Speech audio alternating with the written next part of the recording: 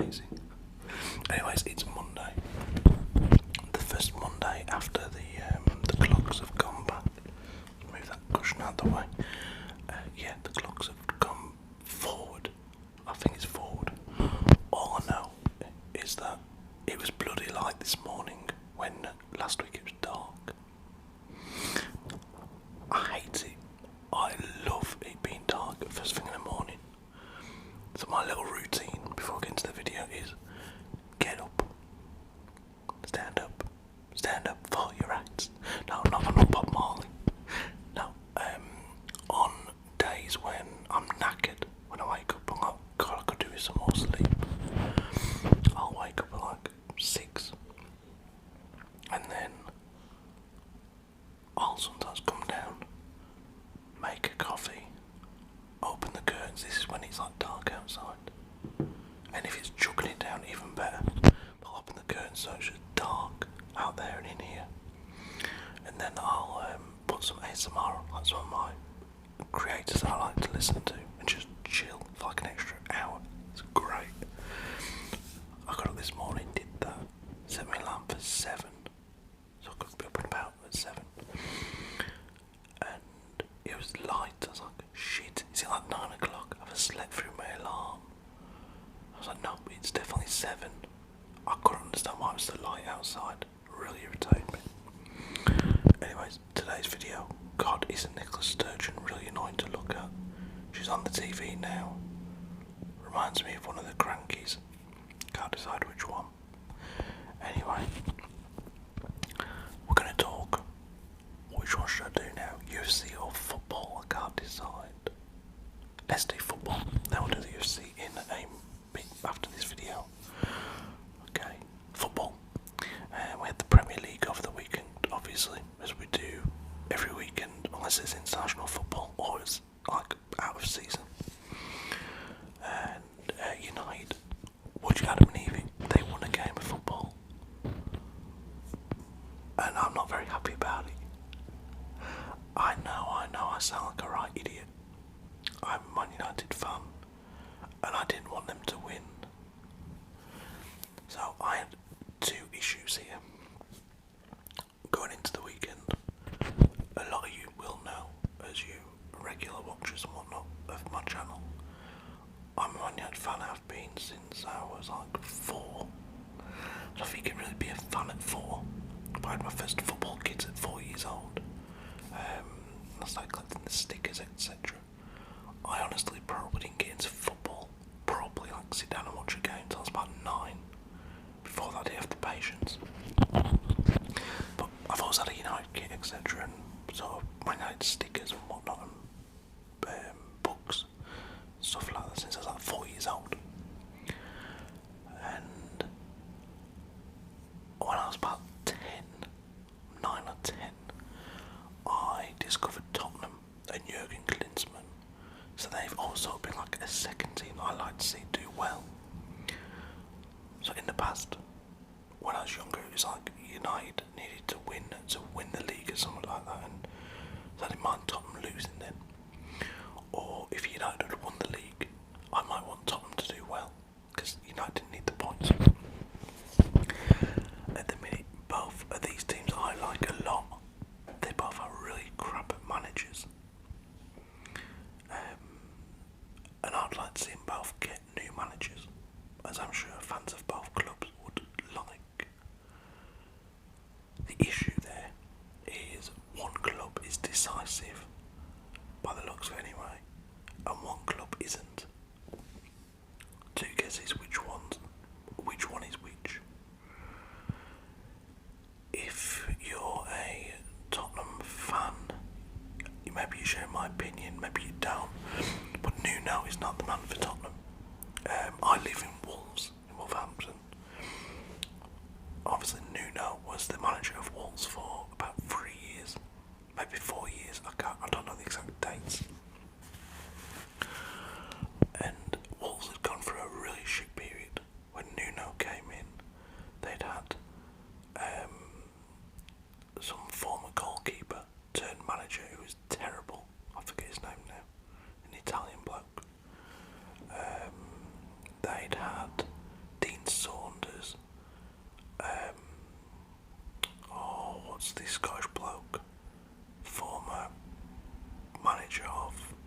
switch. Paul Lambert, he was there for a while. It just weren't going very well. And then they hired Nuno, who I'd never heard of. I was like, oh, here we go, another flop. And he did surprisingly brilliant. He got them out of League One into the Championship, Australia Championship, into the Premier League, into Europe in their first season. He was a man in demand. But then things went a bit skewy. Like, I've been to see Wolves, not regular, once or twice. And I watch them obviously on the telly. I'm watching them tonight with my father-in-law. He's coming round, he's a big Wolves fan. We're going to watch them against Everton tonight at the Molineux. And like most of last season, it wasn't a last minute transfers really. Like, there was a lot of incomings into Wolves. They was very reliant on Jimenez and Traore and Neto, and Jota obviously left a bit of a hole in their attack. But it seemed to be like for about 3 or 4 months last season, he was making a point to the board. That's how it came across to me. He was picking a lot of kids. Like, the bench would be filled with kids, and like first teamers were getting games at the end. It was as though he was trying to say, look, I need players.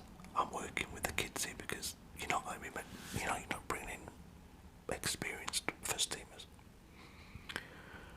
So it wasn't a big surprise when Wolves sacked him or he left. I'm still not clear if it's mutual consent or if they both, they both agreed to part ways or if he was actually sacked. I'm not sure.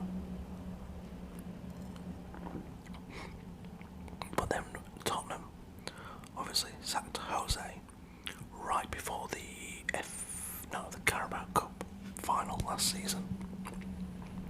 He gets them to a final, then they sacked him, which I honestly think was the right decision, because if he'd won the cup, then you can't sack him really, can you? Because how daft would that look? So I think they made the right decision at the time. So they put Ryan Mason in charge, and then at the end of the season he left. I think he's still at the club, but he's not in charge obviously anymore. And there was about to hire Gattuso, and then that fell through, I believe, at the last second, thank Christ. There was linked with Conte, Paulo Fonseca, who's now being linked with Newcastle. That's dragging his feet a bit, ain't it? There's linked with loads and loads of managers. Brendan Rodgers, he said no, etc, etc. There was about 5, maybe 6 or 7 managers heavily linked, who I honestly believe they would have signed or appointed. They couldn't get any of them done, and they just went with Nuno. Now, I'm not sure if Nuno knew this. He knew he was like 3rd choice, or 5th choice, 6th choice, whatever choice he was. I'm not too sure.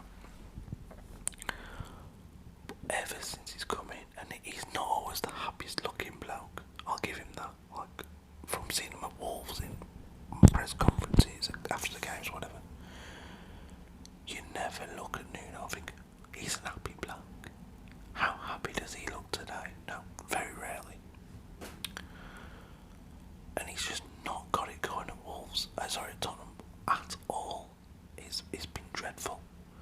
From the Europa Conference games to the Premier League to the Cups. They were through in the Carabao Cup, into the next round. After beating Burnley the other day 1-0. At first, when he came in, like, there was all the talk of Kane wanting to go. Kane wants to go to Man City. Tottenham refusing to sell in the end because their transfer fee wasn't met, which I get. I understand that. Kane has clearly spat his toys out the pram this season and isn't making an effort at all. Nuno brought in early on, who didn't look too bad, but since he's gone off the boil again, they brought in Brian Hickey. He had against the game. Romero is kicking on a bit now. They brought in the keeper. Why? I don't know. Atlanta's 1st choice keeper. Don't get a game. So you got to reset a bad keeper. I ain't saying he is. Skipper came back from Norwich, he's getting game time, and Dembele wanted to leave, and there's that stick about. Who else did they bring in? I'm missing somebody here. Brian Gill, Romero, Galini,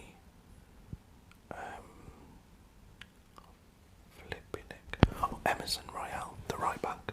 He's looked alright, not terrible. I feel sorry for Joe Rondon, to be honest. Welsh international, probably going to be Welsh captain one day. Looks a great young player, don't get a game. Anyways, things are going from bad to worse for Nuno, and it looks like he could be on his way out of Tottenham before he's even got his feet under the table. I don't blame them, it's not worked out. I'm sure, like I said, he knew he wasn't first choice. He knew Kane didn't want to be there. Kane is letting him know he doesn't want to be there. It's all gone to shit. Tottenham have gone from being offered 110, 120 million, or whatever it was that Man City apparently offered, to turning that down, wanting 150 million, and now it looks like if they get 80 million, if Man City offer 80 million quid for Harry Kane, now you take it. But Tottenham under Nuno looked their best when, right at the beginning of the season, Kane were training with the first team, and he was going with Lucas Moura, Son and Bergwijn up front, and they looked great. They beat Man City. I think they won the second game. I think they won the first 3 games without conceding, and just went to crap after that.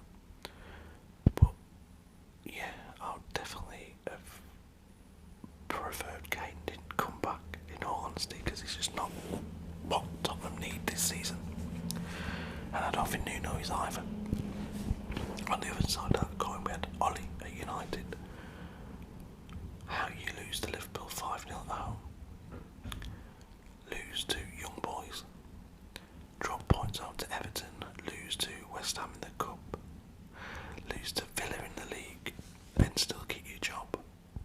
I'm buggered if I know. I have no idea how he kept his job, but he has done, and he went to a very, very, very, very defensive team this weekend. Went 5 across the middle with Wan-Bissaka and Shaw playing wing backs. He had Bruno, McTominay and Fred in midfield, with Bruno obviously supporting Cavani and Rashford. Then he had Lindelof, Varane and Maguire at the back. I've never seen anything like it. Yes, it worked out up front. We had 2 strikers in Ronnie and Cavani, and Tottenham was just that bad that it was always going to work out for United. But this is Man United, for Christ's sake. How the hell you don't find room in your team for Sancho, Mason Greenwood, Rashford, not so much Martial. I'll be happy to see him go. To an extent, United have brought this on themselves, just signing too many attacking players. I mean, when Cavani signed his new deal, they didn't know Ronaldo would be coming in, so they couldn't foresee that happening. So they got Cavani signed for another 12 months, and then Ronaldo came in. So then Cavani won't get game time, whereas last season he'd been the first one I'd put up there because he was fantastic last season. Sancho hasn't kicked on since signing. It could be the new Donny van de Beek, who just ends up being a flop under Ollie. And I think the club need to look at that more than, as well as just the results. They need to look at what their manager is actually doing to these young players. Van de Beek, brilliant young player at Ajax, and Jadon Sancho at United now, who's one of the best around. Once he was at Dortmund, best young players anyway, and now he don't get game time, and when he does, he's awful. He's got a lot to answer for, in my opinion. Ole Gunnar Solskjaer has, and the buck stops with him. So I would like to see both managers replaced at Tottenham and United. I think that's the best move forward for both clubs. I think Tottenham might push Ollie out the door, so Nuno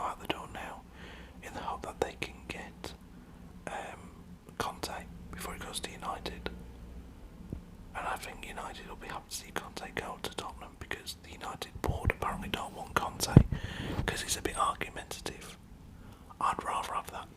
I'd rather have 2 crazy years of Antonio Conte, of moodiness, of arguing with everybody and anybody and getting the best out of them players, than 2 more years of Ole Gunnar Solskjaer, and it's been fucking ridiculously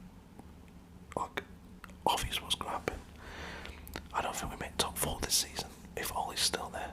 I think that'll be Chelsea top of the league,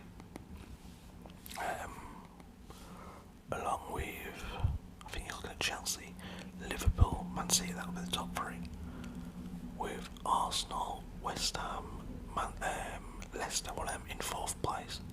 Do not be surprised to see Arsenal and West Ham finish 4th and United 5th or 6th. And maybe I have to wait for that to happen to see Ollie go, but yeah, he's going to go, hopefully, at the end of the season, if not before. So United won 3-0. Ronaldo, Cavani and Rashford. I mean, we got all 3 of them scoring, that's great. But you still got Sancho, you still got Greenwood, Bruno, Pogba didn't play because he was suspended. Yeah, anyway. Who the hell needs to play 3 centre-backs at this day and age? I know Chelsea do, don't they? Yeah, they do, but I don't think United need to. Oh well. So United won 3-0 on Saturday evening, or tea time as I would call it, dinner time. When I was a kid I'd call it tea time. We had Liverpool held by Brighton. Now I missed a trick there because I read a stat about Brighton. It was on Sky Sports on their app, and they said, don't be surprised if Brighton catch out Liverpool. And also some stats about Brighton having 13 shots. I think it was last season against Liverpool, something like that. So when I was placing my bets on the weekend, I was like, 4 shots on target for Brighton was really good odds. If you put a 10 on, you'd go out at 25 quid if it happened. I thought, no, it's Liverpool, it probably won't happen this time around. Look how good Liverpool are. And then Brighton didn't start Mopai. They started Trossard as a false 9. He scored 1, had 1 disallowed, and they did brilliant. Brighton did 2-0 down, came back to 2-2. Could have won it at the end, went 3-2 up, that was disallowed from Trossard's goal. And he finished 3-2, so 2-all in the end. So that's a shame in that respect for Brighton, but just shows how well they're doing under Graham Potter. I won't mind seeing Potter in at Tottenham. I don't think it happens, but I won't mind seeing that. Then we had Arsenal. I'm just going through these randomly, I'm not going through in any particular order. Arsenal beat Leicester 2-0 away. That was a shock result for me. I thought I might get a draw in that game. We had goals from Smith Rowe and Gabriel. There was 2-0 within 20 minutes. And there's just no way back for Leicester in that game. Great result for Arsenal. They're flying at the minute. And I'm a little bit jealous as a United fan. I ain't gonna lie. Don't really like Arteta. Still think he's faking it in terms of pretending to be a top level manager. But at the minute you can't argue with the results. They're doing very well. Where was I? Oh yes, Arsenal. Sorry, I had to go and make a drink. Yes, Arsenal won 2-0. We had Watford lose at home, shockingly. They actually cost me my bet this weekend. Sorry. I went with Watford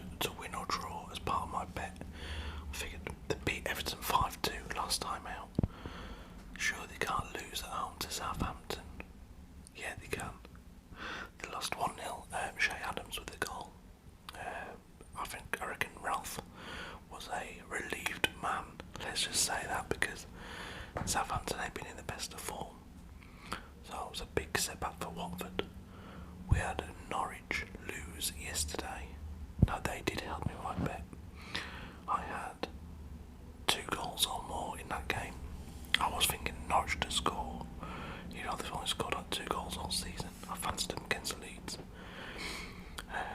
And it finished 2-1 to Leeds in the end. Rodrigo with the winner. Rafinha with the first goal. Bear with me. I need to bring up Sky Sports now on my phone to get some of the other goal scorers in these games. I hadn't heard of Norwich's goal scorer, I don't think, before yesterday. Let me have a little look who it was. So yesterday, Norwich, Omar Bamidele. I'm not sure who he is. I've never heard of him before. Finished 2-1 anyway to Leeds United. We had Villa 1, West Ham 4, and I think Dean Smith is another one who could be on his way out of a job very soon. I mean, he's had backing, he's had money spent on him, a lot of money. Yeah, look how bad he's doing. And it's not going too well for him, is it? So I was sort of watching this game in between making the dinner. West Ham went 1-up through Ben Johnson. Then there's a Ollie Watkins equaliser. But 4 minutes later, Declan Rice put West Ham 2-1 up. Ezri Konsa was then sent off for a straight red in the second half. I think it was a straight red. And then Pablo Fornells and Jared Bowen got the winners the final 2 goals for West Ham. David Moyes is loving life at West Ham. And after the shit time the man had at Man United, where he wasn't backed, his only real signing, well, they meant to brought in one Mata and Fellaini. Brought in a couple of others, I think, but Fellaini was the main one at the time that he was criticised for. Like it was his choice to bring in Fellaini. And then he went off to Spain, and it didn't go well there. I can't remember where he went to now in Spain. I'm certain he went to Spain to manage for a bit, and it didn't go well. And now he's flying at West Ham. Fair play to him. His second crack as well at West Ham. We had Burnley beating Brentford. This was a shock result for me. Burnley was 3-0 up by half time, I believe. Chris Wood, Matt Lawton and Cornet, he had 2 goals, one was disallowed, but the one that was allowed, what a goal. Maxwell Cornet is a beast for Burnley. And Goddard got the one back for Brentford, who've lost their keeper till like March. Maybe that played a part in them conceding 3, I'm not sure. We had the shock result of the weekend. No, it wasn't Tottenham losing to United, it was Man City losing out to Palace 2-0. Can you believe it? Palace went 1-up early on through Zaha. There was 1-up within 6 minutes. And then Laporte was sent off at the end of the first half for Man City. And then Conor Gallagher got his second goal for Palace on the 88th minute. I had Man City to win that one. I was so peed off at them. I had Fulham to win or draw, and they beat West Brom 3-0. I had Man City to win, and I had Bristol City win or draw at home to, who the hell is it? Barnsley. Fulham did it, Bristol City did it, Man City, the one that I'd have been most sure of, let me down. But that's what City do. Every season they have a rocky period where out of 10 games they lose like 4 of them. This is their rocky period. And then they'll win like 20 games in a row. So don't be fooled by these last couple of results against West Ham and Palace. City lose 2-0 in the end. Newcastle, billionaire moneybags Newcastle, still without a win under their new owners. Lost at home 3-0 to Chelsea. 2 goals from Reece James and a Jorginho penalty. The goals from Reece James, bloody hell, especially the first one, was brilliant. Let's look at the table. We have Chelsea in first place on 25, Liverpool on 22, Man City on 20, West Ham on 20 points. Man United on 17. We're already 8 points behind, Christ's sake. Arsenal on 17, Brighton on 16, Tottenham on 15. I mean, look at that. Tottenham have won 5, lost 5. Not even managed to draw. Everton on 14, Leicester 14, Wolves 13, but they play tonight. They could go above Everton if they beat them. Brentford on 12, Palace on 12, Southampton 11. In 15th we have Villa, 16th Watford, 17th Leeds, 18th Burnley, 19th Newcastle, and 20th Norwich. Newcastle fans need to wake up and realise they might have all this money, but they are in a relegation battle. And maybe that's why what's holding them up, giving Fonseca the job. What the hell does he know about relegation battles in the Premier League? I honestly think they need to go with someone who's done it before. I don't know who that'll be, but I do not think a big European name is the answer right now. You get someone in, you give them the job for till the end of the season, guarantee Premier League survival, and then you bring in a big name if you want to.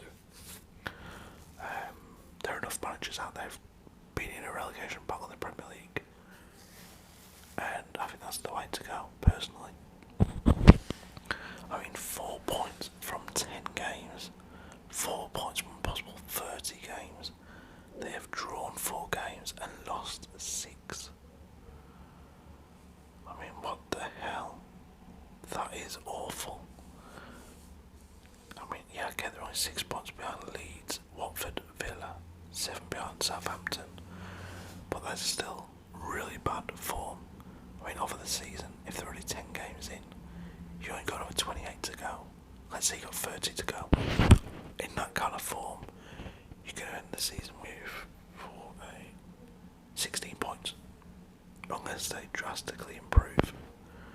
So guys, let's have a little look at the, actually we'll do the fantasy football on another video. So, let me know your thoughts on your team this weekend. Did they do well? Let me know. I'll see you all again very soon. Take it easy guys, bye bye.